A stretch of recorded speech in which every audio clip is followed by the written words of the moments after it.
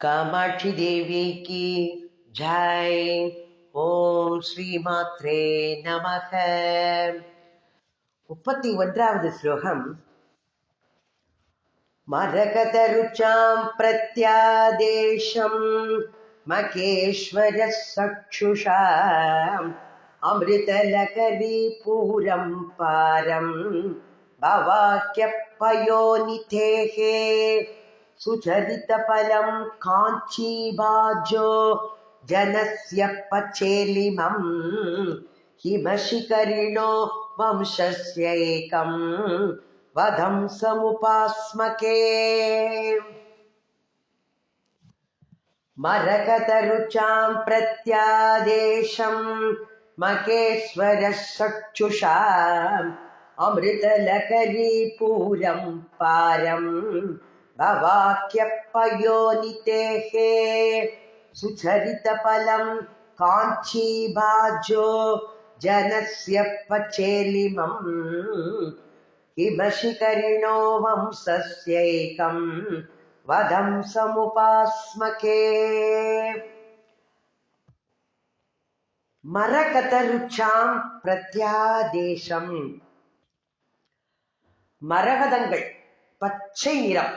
அந்த மரகதங்களோடு ஒளி, அந்த காந்திகளையே தோற்கடிக்கக்கூடியதாக, அதையே மழுங்கி செய்யக்கூடியவர்களாகவும் மகேஸ்வரனுடைய பரமசிவனுடைய கண்களுக்கு மகேஸ்வர சக்ஷுஷாம் அப்படிங்கிறார். அலை எப்படி இருக்கலாம்? அமுத அலைகள் நிறைந்த வெள்ளமாக காட்சியளிக்கின்றார். பரமேஸ்வரனுடைய கண்களுக்கு அமுத அலைகள் நிரம்பிய வெள்ளம். அடுத்தது சம்சாரம் அப்படிங்கிற சமுத்திரம். பாரம் பவாக்கிய பயோனிதேகே. பயோனிதே சம்சாரம். இந்த சம்சாரம்ங்கிற எது? கடல், சமுத்திரம். பயோனிதேகே இந்த சமுத்திரத்துக்கு எப்படி இருக்கலாம்? கரையா எப்படி? இந்த சம்சாரத்தை எல்லாம் கடந்து நிற்கின்ற கரையாக இருக்கவள். ஏன்னா நாமெல்லாம் இந்த சம்சாரங்கிற கடல்ல உழண்டு இருப்போம். நம்மளெல்லாம் கரையேற்றி விடக்கூடியவள் யாரு? அம்பாள். அவள் அப்போ அந்த சம்சாரம்ங்கிற சமுத்திரத்திற்கு அப்பால் உள்ள கரையாக இருக்கின்றாள். இன்னும் எப்படி இருக்கின்றாள்? காஞ்சி பாஜோ ஜனஸ்ய பச்சேலிமம். காஞ்சி நகரத்துல அங்க வாழ்கின்ற மனிதர்கள் எல்லாம் எப்பேற்பட்டவர்கள்? புண்ணியசாலிகள், பாக்கியவான்கள்.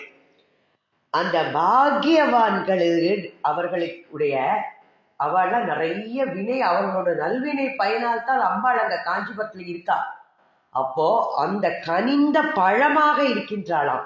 அங்கு வசிப்பவர்களுடைய நல்வினையின் கனிந்த பழமாக திகழ்கின்றாள் அம்பாள்.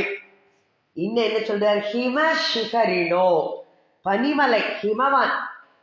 ஹிமவானுடைய வம்சஸ்யைகம், வம்சத்திற்கு எப்படி இருக்கின்றாளாம்? ஒப்பற்றதொரு சூடாமணி. அப்பேற்பட்டவளாக விளங்குகின்றவளை நாம் தியானிக்கின்றோம், போற்றுகின்றோம். உபாஸ்மகே, நாம் உபாசிக்கின்றோம் அப்படிங்கிறார் மூக கவி. அப்போ மரகத மணி, அப்ப தெய்வத்தன்மை பொருந்திய மரகத மணிக்கு ஒப்பானவள், அதையே பழிக்கக்கூடிய காந்தி, அப்பேற்பட்ட ஒளியுடன் கூடியதாக இருந்து மகேஸ்வரர் பரமேஸ்வரனுடைய கண்களுக்கு விருந்தாக இருப்பவள். அமுத அலைகள் நிறைந்த வெள்ளம். அமிர்த லகரி அலைகள், அமிர்த அலைகள் நிறைந்த வெள்ளமாக இருப்பவள். அவர்களுடைய கண்ணுக்கு மட்டுமே தெரிய விருந்தளிக்கக்கூடியவள் அம்பாள்.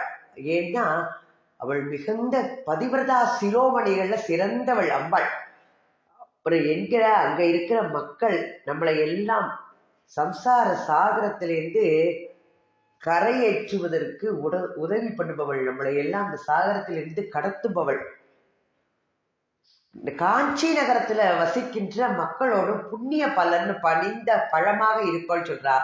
ஏன்னா நகரேஷு காஞ்சி, அப்படின்னு சொல்லுவா. அப்ப காஞ்சி நகரங்கள்ல சிறந்து விளங்கக்கூடியது காஞ்சி நகரம். அதனால அந்த காஞ்சி நகரத்துல வசிக்கின்ற மக்களுடைய நல்வினை பயனாக கனிந்த பழமாக இருப்பவள் பனிமலை அரசனுடைய இமவானுடைய வம்சத்திற்கு ஒப்பற்ற சூடாமணி. வம்சஸ்யைக்கம் சிகரினோ அப்படிங்கிற அந்த ஹிமவானுடைய வம்சத்திற்கே ஒப்பற்ற சூடாமணியாக திகழ்பவள். எப்படிப்பட்டவள்? நினைத்ததையெல்லாம் கொடுக்கக்கூடிய சிந்தாமணியாக இருக்கின்றாளாம் அம்பாள்.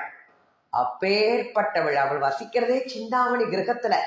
ஒரு சிந்தாமணியே அவ்வளவு கொடுக்கும்னா சிந்தாமணி கிரகத்துல இருக்கிறவள் அவள். சிந்தாமணி கிரகத்திலேயே வசிப்பவள். அப்பேற்பட்ட சிந்தாமணி அவள். ஏன்னா நம்ம என்ன கேட்கிறோமோ அதையெல்லாம் வாரி அமுழ்தமாக வழங்கக்கூடியவள். அப்பேற்பட்டவளை நாம் உபாசனை செய்கின்றோம், உபாசிக்கின்றோம் அப்படின்னு சொல்றார். ஏன்னா அம்பாள் தெய்வத்தன்மை பொருந்திய மரகத மணி. அவளுடைய திருமேனியோட ஒளி மற்ற மரகதங்களை எல்லாம் படிப்பதாக இருக்கின்றது. இந்த மணியில அமுதமயமான ஒரு நீரோட்டம் அதுல இருக்குங்கிறது யாருக்கு? பரமேஸ்வரனுடைய கண்களுக்கு மட்டுமே தெரியக்கூடியது. இந்த சம்சாரங்கிற சாகரத்தை எல்லாம் கடந்து சென்றவர்களுக்கு இந்த மணி கண்ணுல தென்படும். அப்போ இந்த மணியை அவர்களால காணக்கூடும். குலகிரிகளின் வம்சத்திற்கே உயர்ந்த ஒரு சிரோபூஷணமாக இந்த மணி இமயமலையோடு உச்சியில இருக்கின்றது. அப்பேற்பட்ட பெருமை வாய்ந்தது. காஞ்சிபுரத்துல உள்ளவாள்லாம் பாக்கியம் பண்ணியிருக்கா. அதனால அவர்களுக்கெல்லாம் கண்ணுக்கு காட்சி அளித்து சர்வ சித்திகளையும் அளிக்கின்ற சிந்தாமணியாக விளங்குகின்றார்.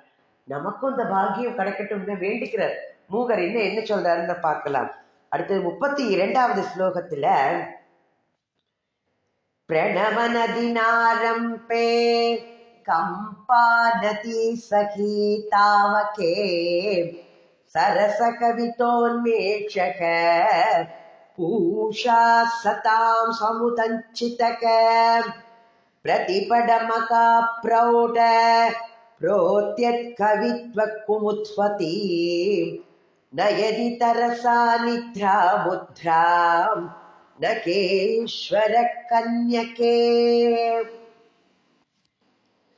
प्रणवनदिनारम्भे कंपानति सखी धावके सरस कवितोन्मेषक पूषा सतां समुदञ्चितक प्रतिपडमकां प्रौढ प्रोत्यत्कवित्वकुमुत्वती नयति तरसा निद्रा मुद्रां नकेश्वरकन्यके கம்பாநதி சகிங்கிற சகி தோழி. கம்பாநதியை இணை பிரியாத தோழியாக உடையவளே அப்படின்னு சொல்ற. மலையரசன் பெற்ற மகளே, உன்னை நான் நமஸ்காரம் பண்றேம்மா. அது எப்போ? பிரண மன தினாரம்பே, நாளின் தொடக்கத்தில். உன்னை நமஸ்கரிப்பது என்னும் நாளின் தொடக்கத்திலேயே சஜ்ஜனங்கள், சாது ஜனங்கள், அந்த ஜனங்களோட ரசங்கள் பொருந்திய கவிதை சரச கவிதோன்மேஷக. அப்போ ரசங்கள் பொருந்திய கவிதையும் ஒளிமயமான பூஷா. பூஷான்னு சூரியன். சூரியனுக்கு பெயர் ஒரு பூஷான்னு பெயர். அப்போ அந்த சூரியமானவன் உதஞ்சிதக உதயமாறானா. அப்பொழுதே அந்த சஜ்ஜனங்களுக்கு தன்னுடைய வலிமையினாலே விரோதிகளின் மிக்க கர்வம் கொண்டு கிளர்ந்து எழுகின்ற அப்படின்னு சொல்ற. பிரதிபட மகா பிரௌட புரோத்யத் கவித்வ குமுத்வதி அப்படின்னு சொல்றார். அப்போ விரோதிகளோட மிக்க கர்வம் கொண்டு கிளர்ந்து எழுகின்ற அந்த கவிதை அப்படிங்கிற அல்லி மலரை கண்ணயர்ந்து அது வாற்றம் உரும்படி செய்கின்றது. அப்படிங்கிறார். ஏன்னா அம்பாள் வந்து சூரிய பிரகாசத்தோட இருக்கக்கூடியவள்.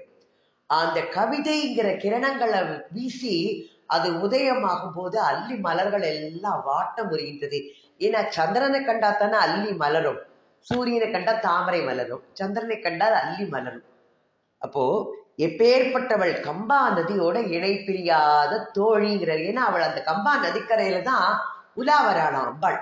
அதனால கம்பா நதி அவளுக்கு இணை பிரியாத தோழியாக இருக்கின்றது. மலையரசன் பெற்ற மலையத்வஜன் பெற்ற மாமணி மகுடம் மகளானவள். அவளை நமஸ்காரம் பண்ண தொடங்கிய நாள் முதலே அந்த சஜ்ஜனங்களுக்கு எல்லாம் அவளை ஏற்கனவே ஆதிசங்கரர் சொன்னார், அம்மா உன்னை இது பண்ணினா அவளுக்கு வாக்குல கவித்துவம் உண்டாகும்படி செய்யக்கூடியவள் அப்படிங்கிறார். அம்பாளோட வாக்கோட இனிமை இன்னும் அழகு.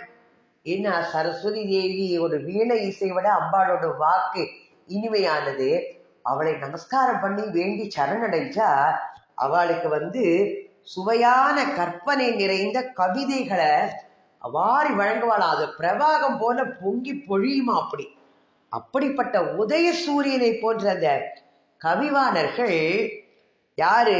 அவர்களிடம் விரோதம் கொண்டவர்கள் யாரு? சூரியனோடு எதிரில அல்லி பட்ட நிலையை அடைகின்றார்களாம். சூரிய மலரின் முன்னால அல்லி மலர் எப்படி தொய்வுருமோ அதை போல. அப்போ அந்த உதய சூரியனை போன்ற கவிவாணர்களிடம் விரோதம் கொண்டவர்கள் அந்த மாதிரி அல்லி மலரை போல வாட்டம் அடைகின்றார்கள். அப்போ ஏற்கனவே தெரியும், கம்பா நதிக்கரையில தான் அம்பாள் வந்து மணல்ல லிங்கம் பிடிச்சு ஈஸ்வரனை வழிபட்டு வந்தா. அப்போ அந்த ஈஸ்வரன் வந்து என்ன பண்ற, அவளோட பக்தியை இது பண்ணணும்ட்டோ கம்பா நதிக்கரையில வெள்ளத்தை பெருகி செய்கிற அம்பாள் வந்து தன்னோட மார்போடு அந்த லிங்கத்தை கட்டி அடைச்சிக்கிறா. அந்த ஒரு ஆம்பர மரத்தடியில தான் லிங்கத்தை வச்சு பூஜை செய்யறா. அதனால தான் ஏகாம்பரேஸ்வர் ஏகாம்பரேஸ்வரி அப்படிங்கிறார். ஏக ஆம்பர, ஒரு ஆம்பர மரத்தின் கீழே. இப்போ கம்பையில வெள்ளம் வந்த போது அம்பாள் தேவி லிங்கத்தை மார்புடன் புதைத்து கொண்டாள். அந்த சிவசக்தி ஐக்கியம்தான் கம்பா நதியோட அருள் பிரபாகம் அப்படின்னு சொல்றார். அப்போ ஏற்கனவே காமாட்சி விருத்தத்துல பாடுவார், பார்த்திருப்பேன்.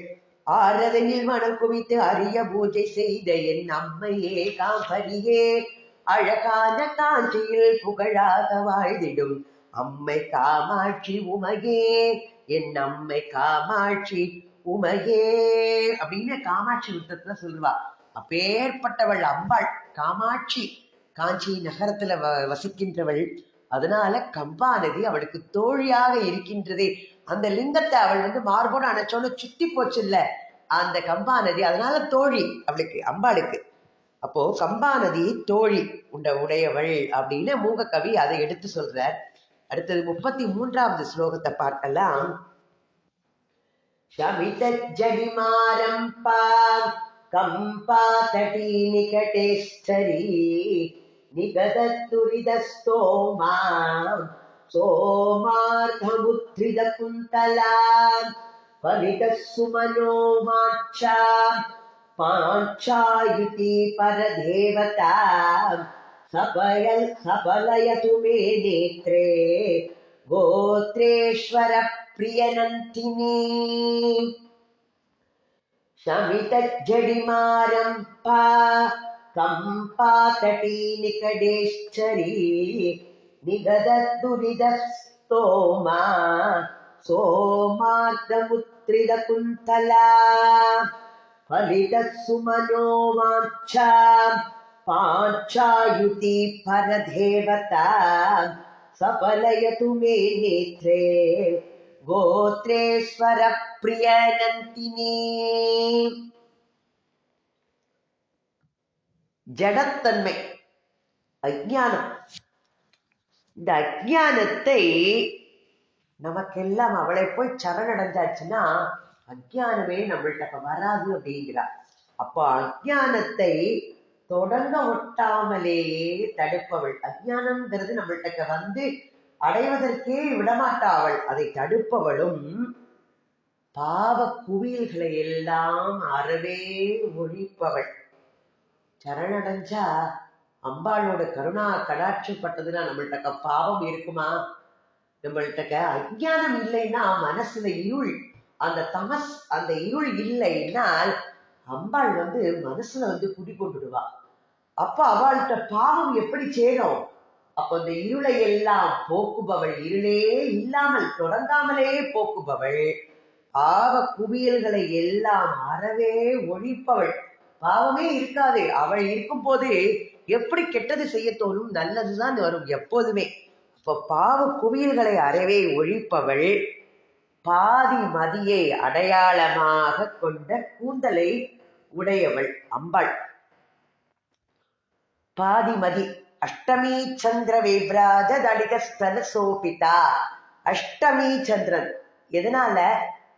15 இது 14 இது வரும், 15வது நாள் பௌர்ணமி, அமாவாசை அந்த மாதிரி வருது இல்லையா?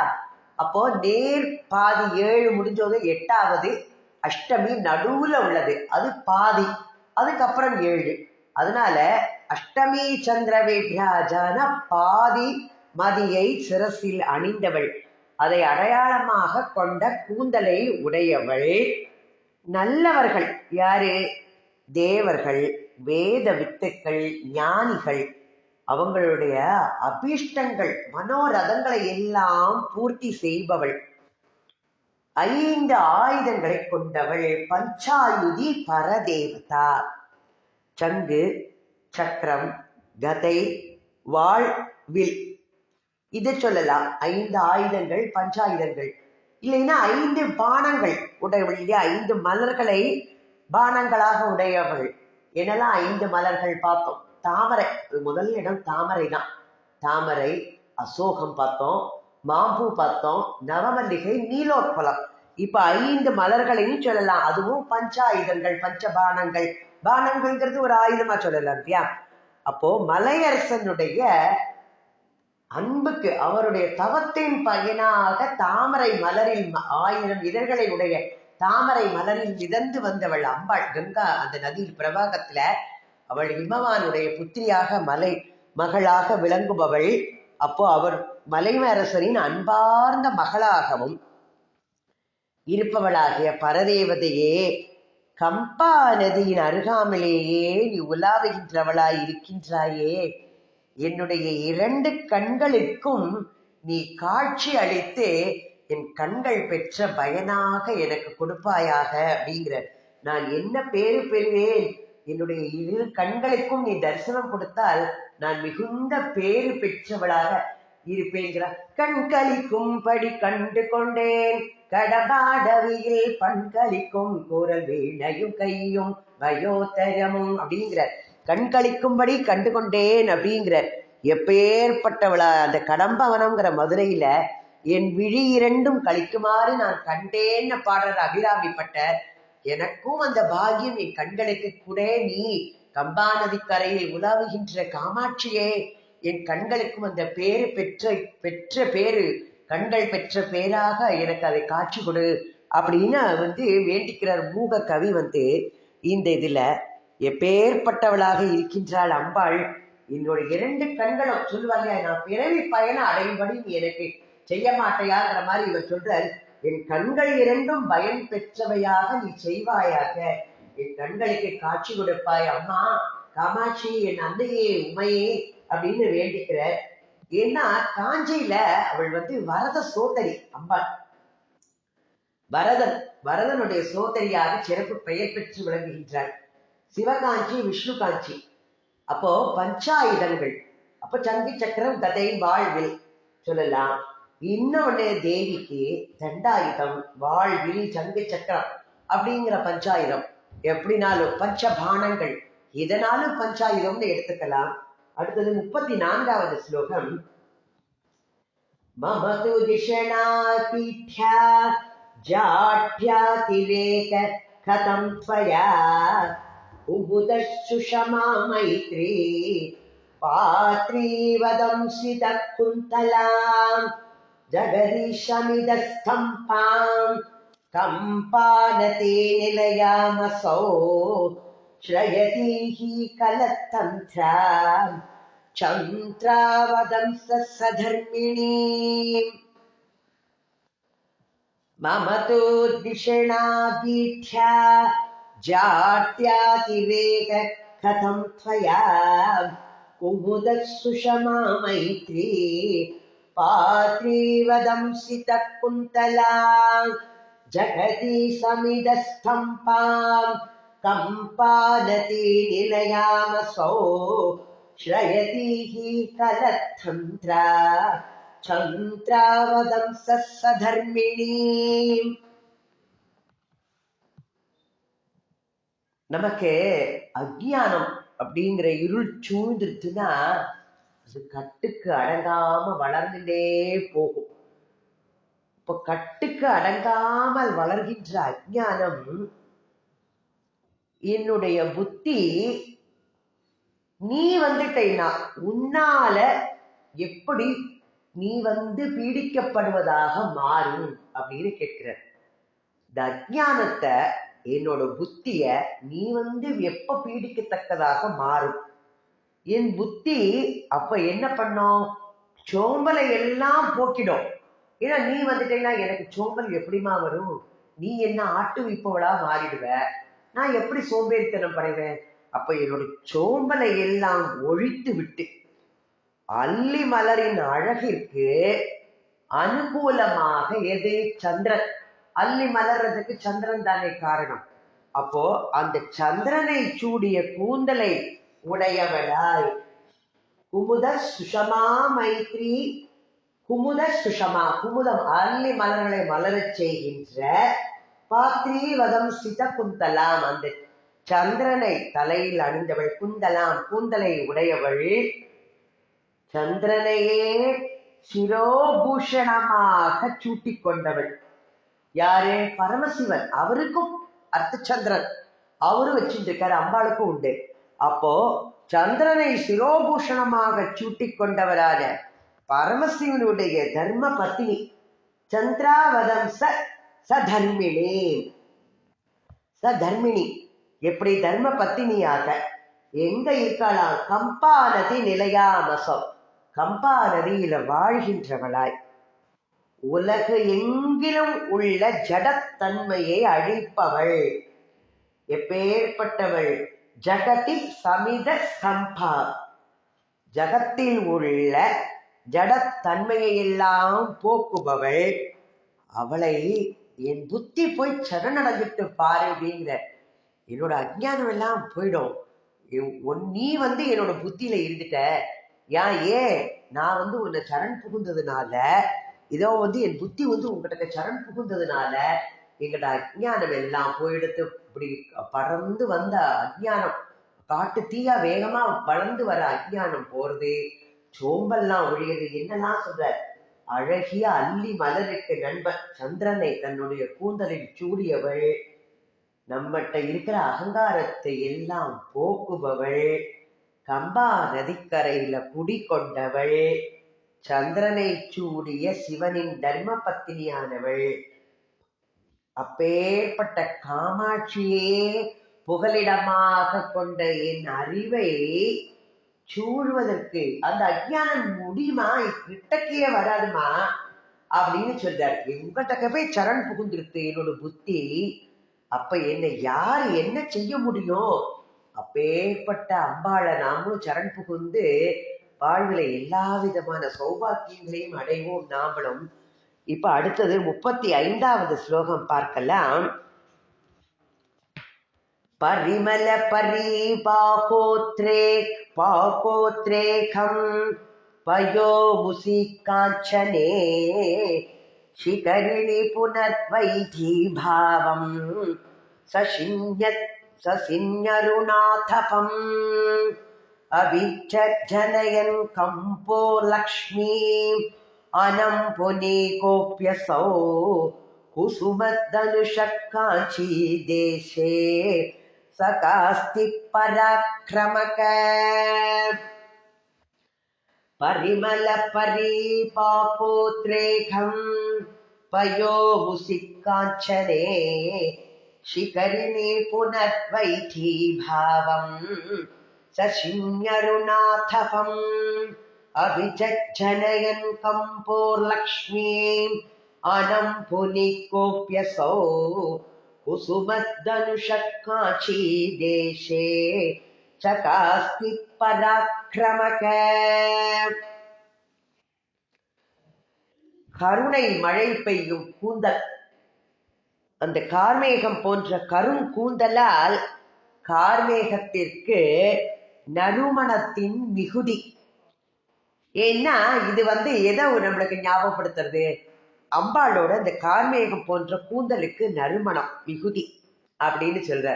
திருவிளையாடல்ல சிவபெருமான் போய் நக்கீரத்தை அந்த கூந்தலுக்கு இயற்கையாகவே பெண்களுக்கு வாசம் இருக்கும்னு சொல்லி இது பண்ணது ஏற்கனவே சௌந்தரிய லகரியில நம்ம பார்த்தோம். அம்பாளோட கூந்தல்ல இயற்கையாகவே மனம் இருக்குன்னு ஆதிசங்கரரும் சொல்ற. அந்த மனம், அந்த மலர்களுக்கே நறுமணத்தை கொடுத்தது அம்பாளோட கூந்தல்னு ஒரு இதை சொல்றார்.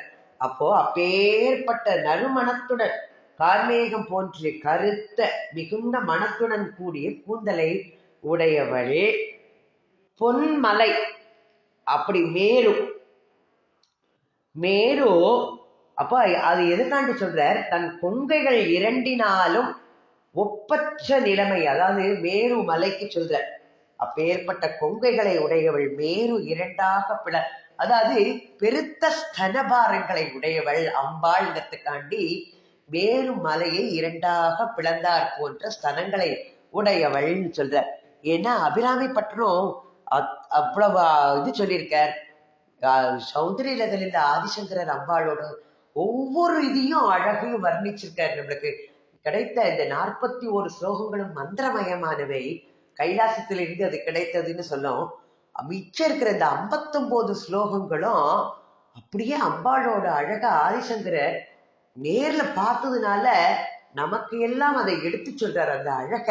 அதான் காஞ்சி பரமாச்சாரியார் சொல்லுவா, இந்த 41 ஸ்லோகங்களும் மந்திரமயமானவை. இந்த காஞ்சி சங்கராச்சாரியரோட இந்த 59 ஸ்லோகங்களும், அது 100 ஸ்லோகங்கள் கிடைத்தால் கூட இந்த 51 ஸ்லோகங்களோட பெருமைக்கு நம்மளுக்கு ஈடா கிடைச்சிருக்குமான்னு தெரியல. காஞ்சி பரமாச்சாரியார் சொல்லியிருப்பார். அப்போ ஆதிசங்கரர் அவ்வளவு அழகா வர்ணனை பண்ணியிருக்கான்ட்டோ. அப்ப அம்பாள் ஒப்பற்ற அழகு வாய்ந்தவள். அதனால அவளோட அழகுக்கு எதையுமே ஈடு சொல்ல முடியாது. பெருத்த ஸ்தனபாரங்களை உடையவள். அதனால்தான் மேரு இரண்டாக பிளந்தால் போன்ற கொங்கைகளை உடையவள். அப்போ இரட்டையாய் இருக்கும் தன்மையை கொண்டவள் பொன்மலை. அப்படிப்பட்ட அந்த மேருவுக்கு இரட்டையாய் இருக்கும் தன்மையை அவளுடைய கொங்கைகள் கொடுக்கின்றது. அப்பேற்பட்ட தன்மையேங்கிறார். சந்திரனுக்கு பரமசிவன் என்ன பண்றார்? தன்னுடைய திருவடிகளிலே பணியும் போது பரமசிவன் என்ன பண்றார்? அம்பாளோட திருவடியில போய் பணியறார். எந்த காலத்துல?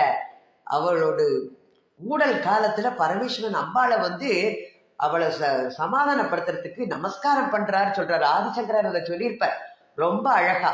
அத மாதிரி நாம நினைக்க கூடாது. பரமசிவனே பத்தினியோட காலில் விழுந்தா நம்ம காலில் விழுந்துட்டோம். அவள் அம்பாள் அப்பேற்பட்டவள்.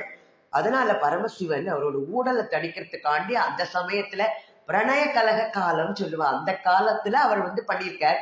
அப்ப அவர் தலையில அணிஞ்சிருந்த அந்த சந்திரனுக்கு பிரகாசம் எப்படி? திருவடிகளோட செவ்வொளியினால அருணனுடைய காந்தியாகி செம்மை நிறத்தை அந்த அந்த பாதி சந்திரன் அடைஞ்சது அப்படிங்கிறார்.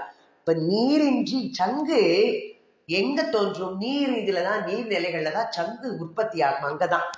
இப்ப நீரின்றி வறண்டதான அந்த கழுத்து பிரதேசத்தை உடையவள் அம்பாள். அதுக்கு சங்கோடு தோற்றத்தின் அழகை கொடுக்கக்கூடியது. அம்பாளுக்கு சங்கு போன்ற கழுத்து சொல்றார். அப்போ அந்த வறண்டதான பிரதேசத்திற்கு சங்கினுடைய தோற்றத்தின் அழகையும் உண்டு பண்ணி கொண்டு ஒப்பற்ற அழகுடைய அந்த காமாட்சி அம்மை காஞ்சி நாட்டிலே எப்படி இருக்கலாம்? புஷ்பங்களை வில்லிலே பானங்களாக தொடுக்கும் மன்மதனுடைய அவனுடைய அந்த பராக்கிரமமே வடிவெடுத்தால் போன்ற அம்பாள். அவ்வளவு அழகு. அழகுக்கு ஒருவரும் ஒவ்வாதவல்லி அருமறைகள் பழகிச்சு வந்த பதாபுயத்தாள் பனி மாம. அபிராமி பற்ற சொல்றார், அழகுக்கு ஒருவரும் ஒவ்வாத வள்ளி. அப்பேற்பட்டவள் அவள். அழகுக்கு ஒருவரும் ஒவ்வாத வள்ளியாக இருக்கக்கூடியவள் அம்பாள். பழகிச்சு வந்த பதாம்புயத்தாள் பனி மாமதியின் குழவி திருமுடி கோமலை யாமலை கும்பிருக்க. இழவுற்று நின்ற நெஞ்சே இறங்கேல் உனக்கு என்று குறை.